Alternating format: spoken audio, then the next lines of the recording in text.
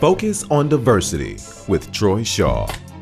Hello, my name is Troy Shaw, your host of the Focus on Diversity television program on the Diversity Television Network. And today I'm at Esperanza Unida International Building, and I'm interviewing, guess who?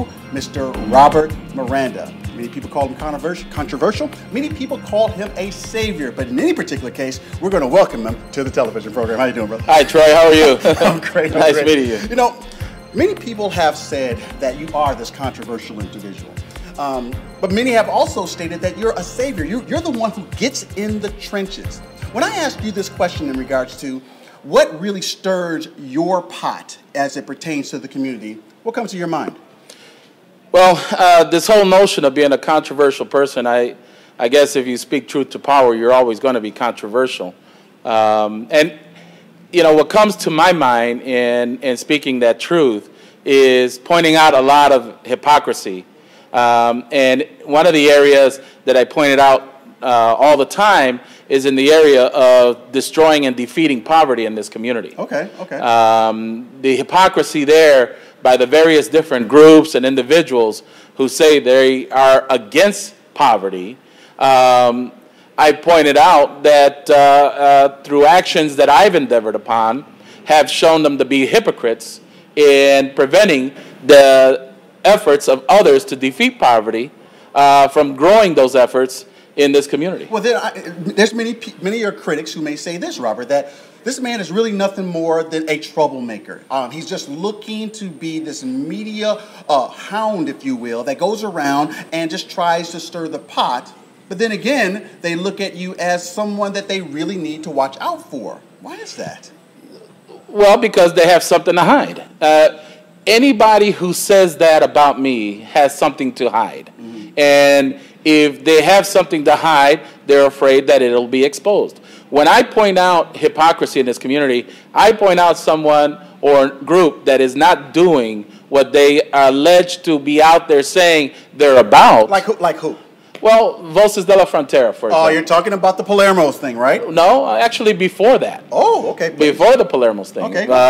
Before the Palermo's thing, Voces de la Frontera interfered with actually this organization's efforts to create a major training job placement program in concert with Milwaukee Area Technical College and Bucyrus International, with a element of creating a trade agreement with the country of Turkey through a sister city project with the city of Milwaukee and the city of Manisa, Turkey. Okay, now Voices de la Frontera right now is ran by Christine Newman Ortiz, and I've heard the story because me and you have been working together a little bit. You know, I do your radio program with you and what have you, and it's been great fun. But their contention may be that you're not the one to have brought that particular type of plan to the forefront because of the controversy that surrounds you. Well, my question to them is, who are they to judge? Who are they to decide?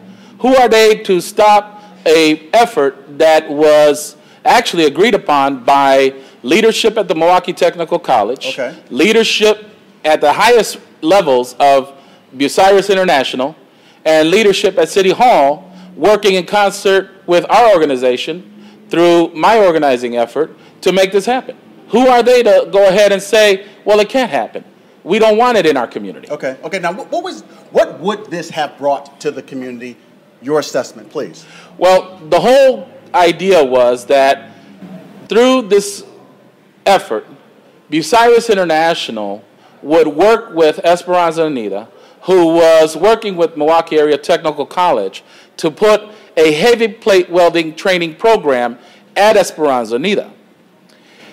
Esperanza Unida took it one step further by working with Alderman Joe Davis at City Hall to create a sister city effort with Manisa, Turkey, whom at the time we have already established relationships with through a board member, a friend of ours, who had connections to the highest levels of government in the country of Turkey.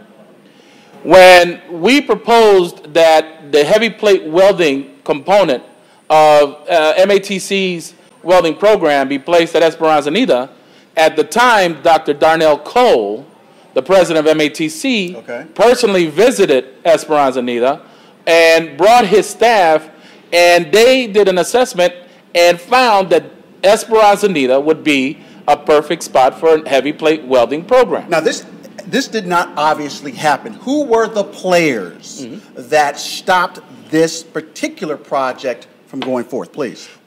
The very same players that are out there talking about fair wages and affordable housing and workers' rights are the very same people who stopped this from the liberal, progressive, democratic community, who were members of the MATC board, specifically former state representative Pedro Colon, who is now a Milwaukee County judge. Yes, he is.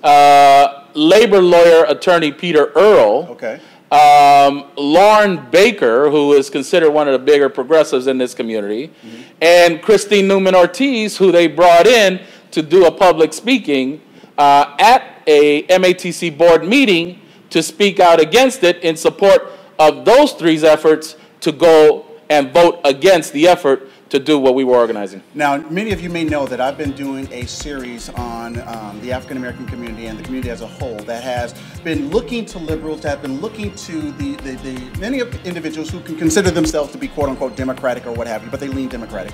And examining whether or not true prosperity has been happening over the course of the last 40 to 50 years with these individuals.